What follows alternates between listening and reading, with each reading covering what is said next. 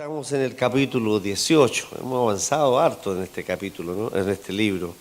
Ya nos van quedando la tercera parte, quizás, o la cuarta parte del libro, de 24 capítulos. La semana anterior se llegó hasta a ver la parábola de el juez injusto y la viuda, aquella enseñanza del Señor sobre la necesidad de orar y orar y insistir en la oración y pedir y no desmayar. Y hoy nos corresponde una parábola única de Lucas. No está en otro evangelio esta parábola, ¿no? Que es breve, pero de gran significado sobre la oración. Pero su enseñanza principal no versa sobre la oración, sino que es una parábola que habla de la salvación por la gracia. Está relacionada con la anterior en cuanto la otra habla de la oración persistente y aquí está hablando de la oración, podríamos decir, correcta del modo correcto. Pero también tiene otra cosa muy, muy particular en su desarrollo. El Señor Jesucristo, como maestro, como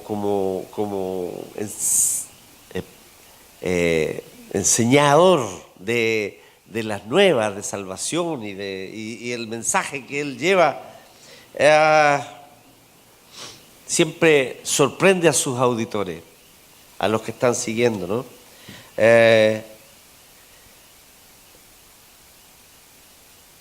Y fíjense que Lucas en su evangelio, como lo hemos repetido en otras oportunidades,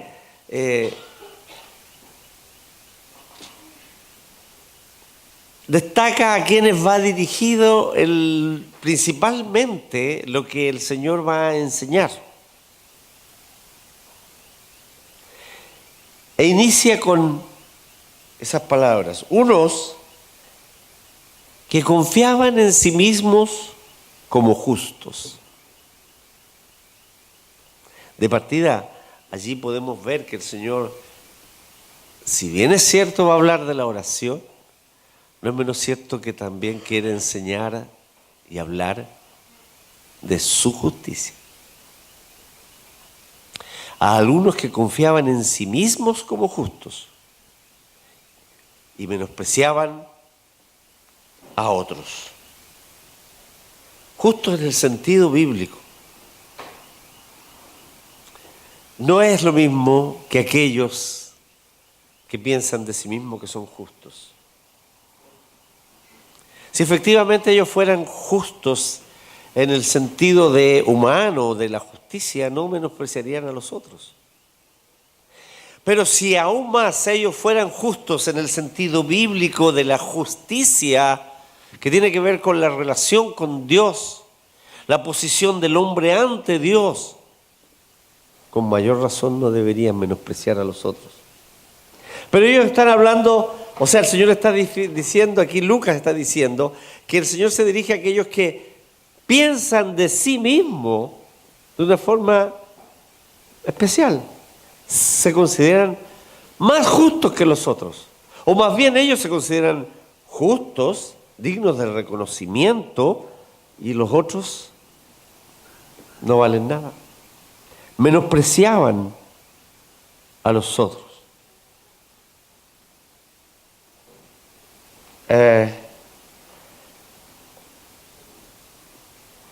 Debemos recordar o notar aquí algo muy particular.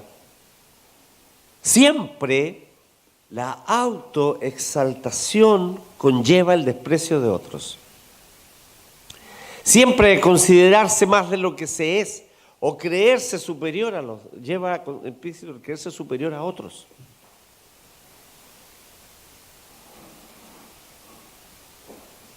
Y así es fácil caer en el descrédito de los demás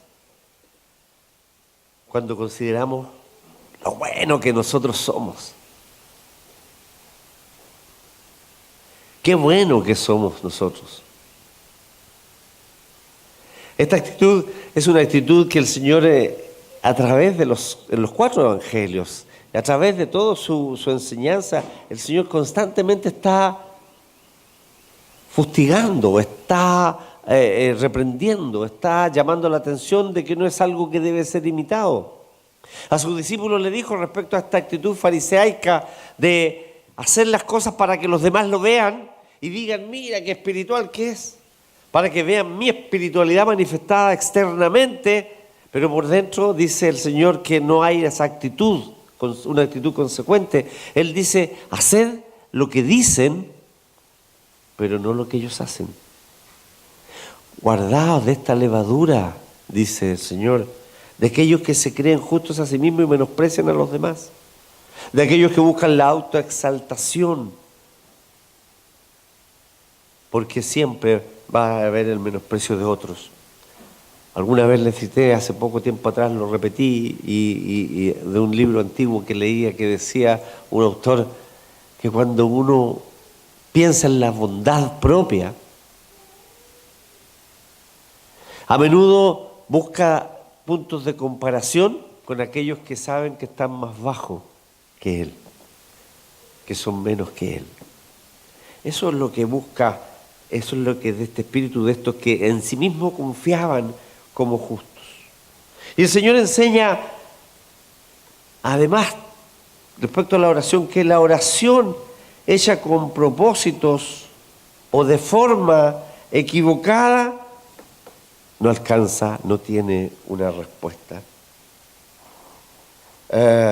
Entre la multitud, por supuesto, dice, deben estar aquellos hombres deben haber hombres que no han entendido sus enseñanzas y deben ser corregidos. O también existen estos enemigos, porque aquellos que se entienden a sí mismos como justos, en la mayor parte de las veces en los diálogos con el Señor Jesucristo son identificados como de los fariseos o de los escribas, los intérpretes de la ley. Y estos buscaban, como decía, como hemos dicho otras veces, tratar de casarlo en alguna palabra que él dijera o en algún paso en falso para acusarlo.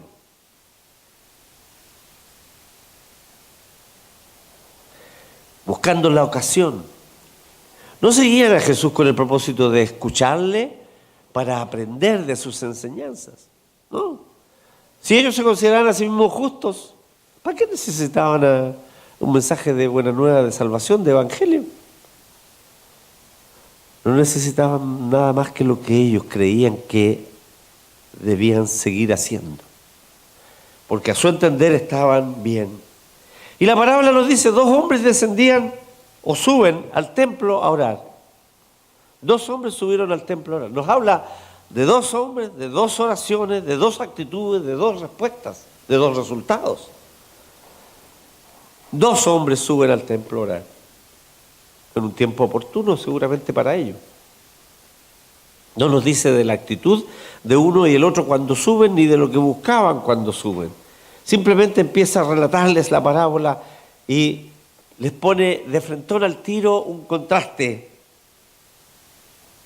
Suben al templo para orar, con un mismo propósito orar, pero con una motivación distinta cada uno. Y uno dice, el Señor era fariseo, y el otro era publicano. Uno, un fariseo que era nacionalista, religioso, un observador de la ley, por lo menos en apariencia, ¿no? Nosotros muchas veces pensamos, cuando hablamos, y sobre todo en estos diálogos que se producen en los evangelios, en la parte negativa del fariseísmo, como lo presenta muchas veces el Señor Jesucristo. Pero en el estricto rigor, mirado desde el punto de vista de la cultura general, ellos estaban bien considerados. Por eso que el Señor fustiga a aquellos de esos fariseos que, si bien es cierto, tenían en su general una buena reputación entre la población, se aprovechaban de esa posición para ser vistos de los hombres, para autoexaltarse para ser reconocidos, y hacían oraciones en las calles y hacían oraciones en las plazas y anunciaban o tocaban trompeta para cuando fueran a poner su ofrenda, y consideraban, tenían una alta estima de sí mismos. Decimos, sube este hombre fariseo, religioso, y otro que era considerado quizás el peor traidor de Israel, un recaudador de impuestos de los romanos. Y era considerado similar, la gente lo refería así, como a un pecador. Por cierto, esta actitud, esta consideración de traidor y de pecador no deja de ser cierta a la luz de lo que las Sagradas Escrituras cuentan de aquellos que se convirtieron, de aquellos fariseos con los que el Señor Jesús comió y compartió directamente. Particularmente recordamos a Zaqueo cuando él lo hace descender del árbol para entrar a su casa. Y allí Zaqueo reconoce que era un ladrón, que era un aprovechador de su posición. Porque él dice, a quien he defraudado le devolveré en 4 tantos. Y ahí, en estos 2 hombres que suben al templo, dice a orar, y el Señor dice que a su vez el fariseo y el publicano, estos 2 hombres, representan en esta historia 2 tipos de oraciones. El fariseo ora consigo mismo. Dice, puesto en pie, oraba consigo mismo de esta manera. Y dice, te doy gracias. Hace una acción de gracias que uno diría, que bueno que haga acción de gracias. Pero es una acción de gracias superficial. Es una acción de gracias de vanagloria. Es una acción de gracias autorreferente.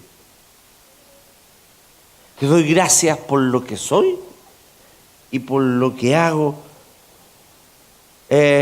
Como diciéndole a Dios más o menos así, mira Dios qué bueno que soy. Mira Dios qué tipo de hijo tienes. Incluso él se declara en esta oración. Recordemos que la historia la está contando el Señor. Es una parábola, no es un relato de un hecho acontecido, sino que es una historia que el Señor está contando para ilustrar algo. Y dice que el fariseo daba gracias porque no soy como los otros hombres, no soy ladrón, no soy adúltero, no soy injusto, ni siquiera soy como este publicano que está aquí al lado. O sea, un traidor, despreciable. Y él hacía incluso, después dice, cosas que él hacía, ayuno 2 veces a la semana.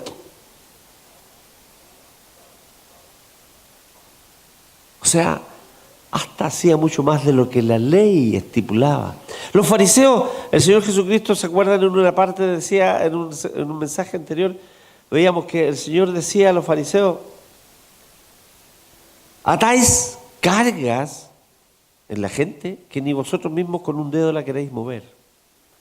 Ellos habían llegado a tal punto en su forma de ser que adaptaron la ley, le pusieron cosas a la ley y normas a la ley para cargar al pueblo con ejercicios, con ritos o con otras cosas. Y una de ellas era la exigencia de un ayuno semanal. La ley del Señor tenía en el año un ayuno obligado, un ayuno ceremonial del pueblo que era el día de la expiación, una vez al año. Y del relato de la historia del Señor, no solo ayunaba una vez a la semana como los demás fariseos, 2 veces a la semana.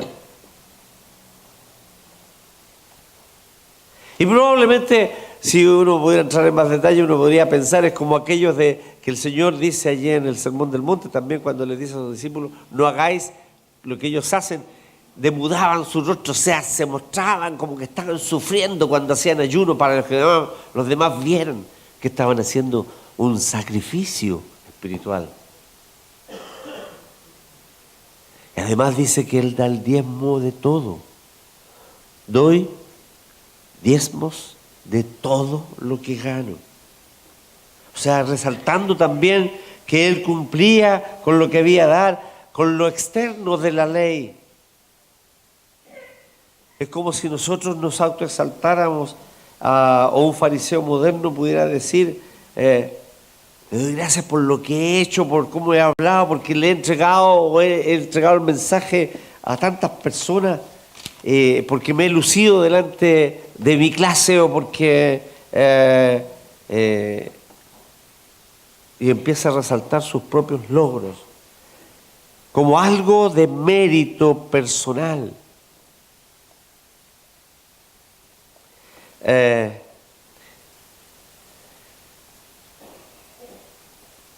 Y aquí entonces está la autoexaltación, la alabanza de sí mismo, la autocomplacencia, el autorreconocimiento. Pero fíjense usted que está frente al Señor, quien conoce el corazón, quien conoce la mente, quien conoce el pensamiento de los hombres, quien ve las intenciones de los hombres, porque no hay nada que esté oculto a su presencia. Pero aún más está también no solo esta autoexaltación y autocomplacencia, sino que la comparación, el desprecio, el juicio acentuado y apresurado, el juicio aventurado y apresurado. ¿Qué sabe él de aquel hombre? ¿Qué sabe la condición que está o que vino a orar?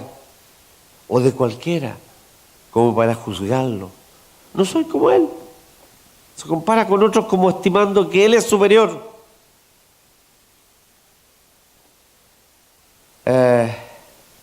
Es una parábola que en el relato mismo no debe haber sido muy fácil al comienzo para entender a aquellos que estaban ahí en el auditorio al que el Señor Jesús les habla. Para cualquier auditorio hebreo de la época. Hay un autor que señala que en el Talmud, libro de guía de devoción de los hebreos, de los judíos, existe una oración del siglo I que es muy similar a esta del fariseo del relato. Dice que, Señor, te doy gracias, Dios mío, porque me has dado parte entre aquellos que se sientan en la casa de enseñanza y no entre los que se sientan en los rincones de las calles. Te doy gracias porque yo me pongo en camino pronto y ellos se ponen en camino pronto. Yo me encamino a las palabras de la ley y ellos se encaminan a cosas vanas. Yo me fatigo y ellos se fatigan. Yo me fatigo y recibo la recompensa. Ellos se fatigan y no reciben ninguna recompensa. Yo como, yo corro y ellos corren. Yo corro hacia la vida del mundo futuro, eterno, y ellos corren a la fosa de la perdición. Por cierto, es una oración muy autorreferente y absolutamente despreciativa del otro. El fariseo oraba consigo mismo, dice el Señor. El Señor está sacando un ejemplo de la vida real. Había muchos que pensaban justos o algunos que se creían justos y pensaban así de sí mismos. Y contrasta en esta enseñanza con aquel hombre despreciable, aquel hombre que era un paria de la sociedad. Los publicanos eran eran judíos que servían al imperio y eran despreciados por considerarlos traidores, porque ellos le sacaban plata a sus conciudadanos para enviarla al emperador, pero además tenían derecho a tomar parte de aquello. O sea, ellos podían, lo que hacían era cobrar más de lo que debían, porque esa era su ganancia. Y el pueblo estaba obligado a pagarle a ellos los impuestos. Y entonces los publicanos se transformaban no solo en los traidores, que la gente los entendía así porque servían al imperio, sino que en hombres ricos a costa de el dinero del pueblo.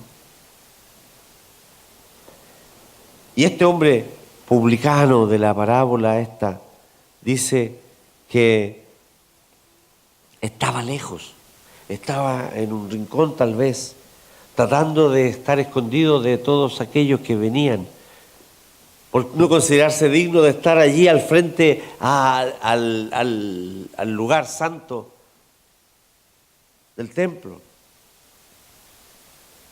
Lo que demuestra humildad, lo que demuestra reconocimiento de una condición, lo que demuestra contrición, sus actitudes de confesión, de solicitud de misericordia.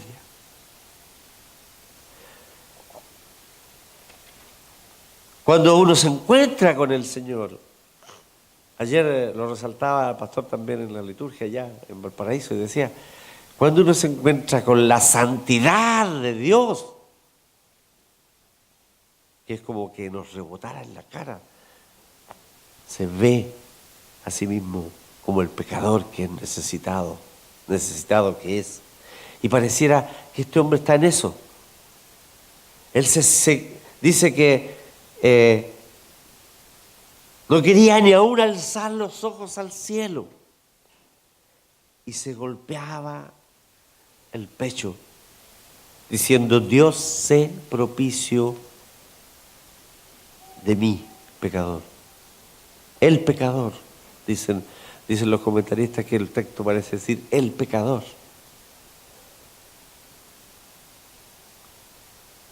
Qué diferente actitud al orar. Humildad, reconocimiento de su condición, arrepentimiento tal vez, que no está expresado literalmente, pero uno lo puede deducir de este reconocimiento de ser yo pecador.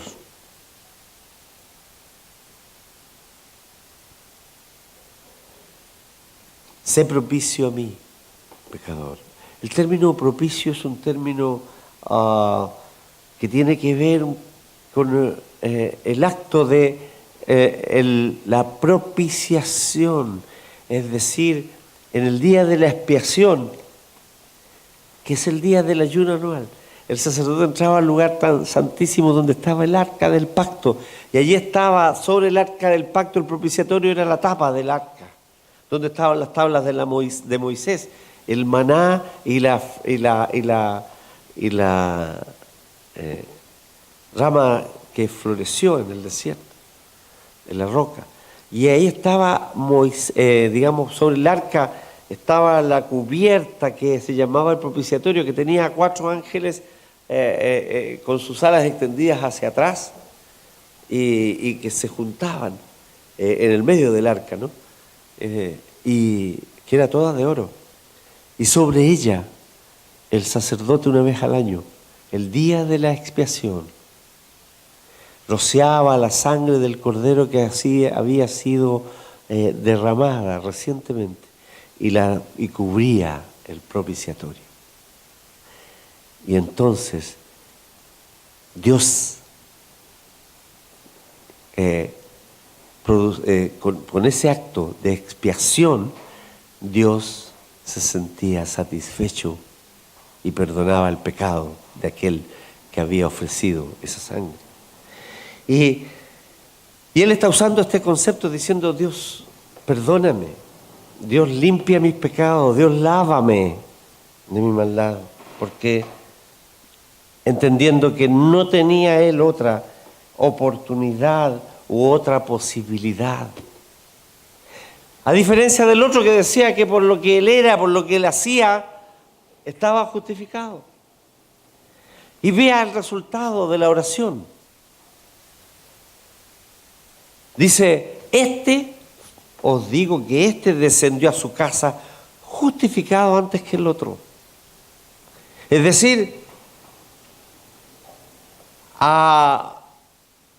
uno logra salir de esta oración, de este momento de contrición, justificado delante de Dios. Aquí hay una enseñanza del Señor y es quizá lo principal de la parábola, más que el enseñar sobre la oración propiamente tal, de la salvación, de la justificación por la fe. Es decir, no hay ningún mérito en el pecador que se arrepiente. Él confiesa al Señor, solo su fe actúa allí para que él descienda justificado. Mientras que aquel que obra, que actúa sin amor ni fe, que solo mira a sí mismo con su orgullo, con su vanidad, con su autocomplacencia,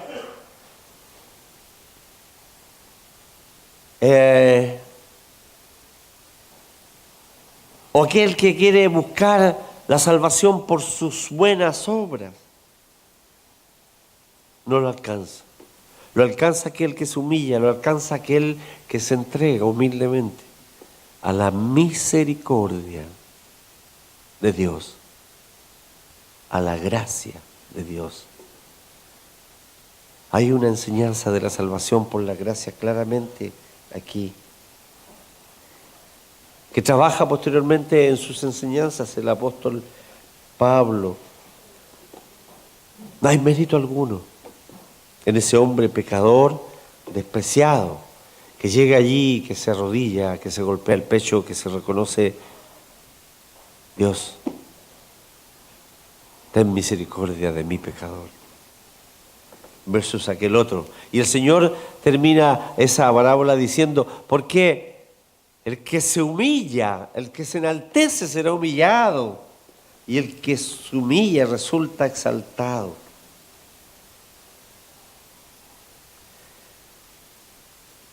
Como el ejemplo supremo de la humillación de Cristo, que siendo igual a Dios, no estimó el ser igual a Dios como algo de que aferrarse, sino que se humilló a sí mismo y se entregó hasta la muerte.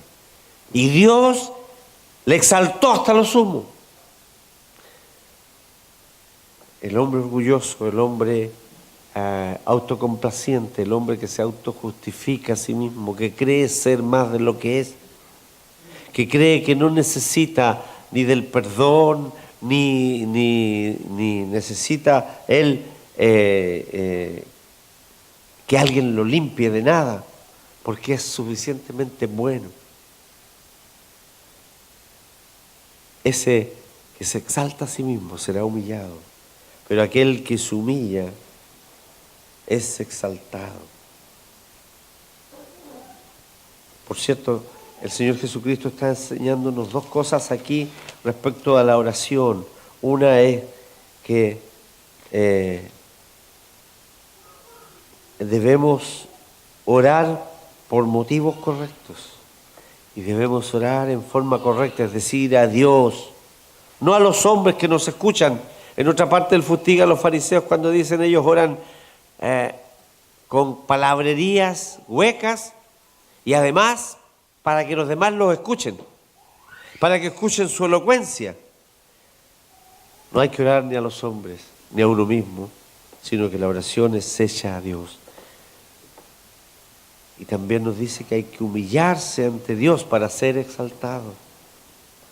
Porque Dios ve el corazón y el hombre, ¿qué es lo que ve? La apariencia, el hombre ve lo externo. Por eso el Señor dijo: entra a tu puerta, entra a tu cámara, cierra la puerta, porque tu Padre ve en lo secreto. Y no necesitas estar haciendo aspavientos, ni estar haciendo cosas para que los demás te vean, porque el Señor conoce el corazón. Pero el texto de hoy no termina ahí en la parábola. El texto de hoy que hemos definido para este día continúa con esta enseñanza, o más bien esta es una experiencia. Dice que le traían a los niños para que los tocasen. Lo cual, viendo los discípulos, les reprendieron. Mas Jesús, llamándolos, les dijo: dejad a los niños venir a mí y no se lo impidáis, porque de los tales es el reino de Dios. De cierto os digo que el que no recibe el reino de Dios como un niño, no entrará en él. Este es un párrafo del Evangelio de Lucas que también está en Mateo y en Marcos, ciertamente. Y los padres o algunos niños más grandes tal vez, u otros traen, o gente que tenía niños a su cuidado, los traen a los pies del Señor para que el Señor los tocase. Seguramente muchos por curiosidad, muchos por el afán de tal vez supersticioso de decir, si lo toca va a ser bendecido, si lo toca va a tener alguna cosa. No dice que eran niños enfermos, eran niños, solamente niños, pidiendo venir a los pies del Señor para tener la bendición de Él. Y los discípulos los reprenden. Los discípulos los reprendieron. Los frenaron, les impidieron el paso. Podríamos preguntarnos por qué hacen eso. Por cierto, aquí no podemos dejar de lado el hecho de que ellos eran judíos. Judíos de su época. Y como tales, los niños, ellos sabían, los niños no eran importantes. Los niños eran lo último de la casa. Y por lo tanto, ¿cómo iban a molestar o distraer al maestro de lo que él estaba enseñando, de lo que él estaba haciendo, de su ministerio? Y entonces una vez más el Señor Jesucristo, igual con la parábola, cuando usa cosas que sorprenden, lo sorprende con su actitud y con su respuesta. Dejad a los niños venir a mí, dejadlos. No los estorbéis, porque de ellos es el reino de los cielos, es el reino de Dios, de los niños. Y el que no entra, no recibe el reino de Dios como un niño, no entrará en él. Es una sorprendente declaración del Señor. Los niños, ciudadanos del reino de los cielos. Y cualquiera que quiera entrar en este reino, dice, debe ser como un niño, es decir, con la fe de un niño. Como cuando un niño acepta cualquier regalo que le den. Esa es la actitud con la que debe venir el hombre al reino de los cielos. Es un regalo de Dios. Es una obra de la gracia de Dios hacia nosotros. Es un favor y un don inmerecido que Dios hace al hombre pecador. Y esa es la forma de recibir el reino de los cielos. Por eso el Señor dice, cualquiera que quiera entrar en el reino de los cielos tiene que tener esta actitud de un niño. Pero también debemos entender que la lección es, hay que traer los niños a los pies del Señor. Hay lugar para ellos al lado del Señor. Si no traemos a los niños al templo,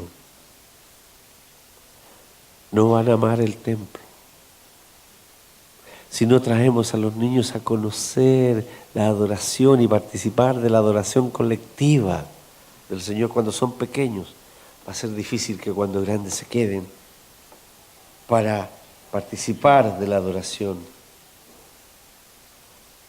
Hay que traerlos cuando ellos no pueden hacerlo por sí mismos.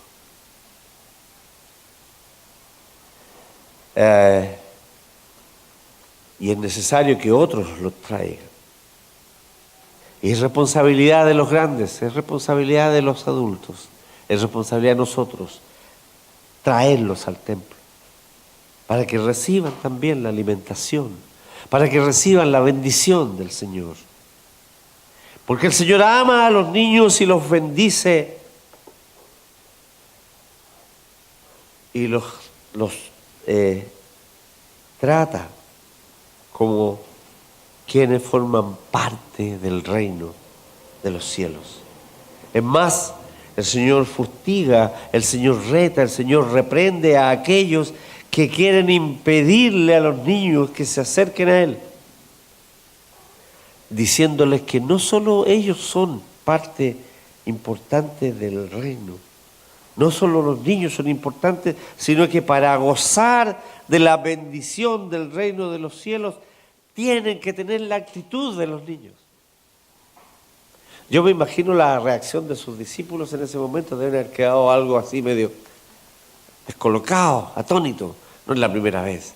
El Señor muchas veces les da lecciones a ellos que les rompen el esquema, los moldes, los saca de la tradición, los saca de esas actitudes aprendidas a lo largo de sus propias historias, para llevarlos a la vida del reino, donde todos son importantes. El Señor no tuvo distinción con pecadores, con prostitutas, con ladrones, con los avaros, con los abusadores. A todos les enseñó y los trató igual. Por cierto, nosotros no podemos hacer menos que el Señor. Y por lo tanto, nuestra preocupación debe ser también que los niños no tengan impedimento para llegar a los pies del Maestro.